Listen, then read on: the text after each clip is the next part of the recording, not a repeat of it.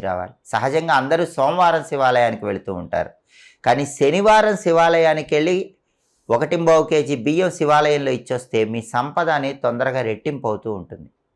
మీకు జాబులో టెన్షన్స్ ఉన్నా, వృత్తిపరంగా ఎదుగుదలలో ఆటంకాలున్నా శనివారం శివాలయానికి వెళ్ళి అక్కడ మారేడు దళాలు సమర్పించండి. శివుడికి మారేడు దళాలు శనివారం శివాలయంలో ఇస్తే దానివల్ల ఉద్యోగపరంగా ఉన్నటువంటి సమస్యలు దాదాపుగా తగ్గిపోతాయి.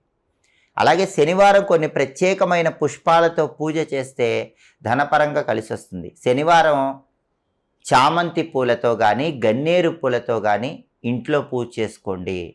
అలా పూజ చేసుకున్నట్లయితే మీకు తొందరగా ధనలాభం కలుగుతుంది.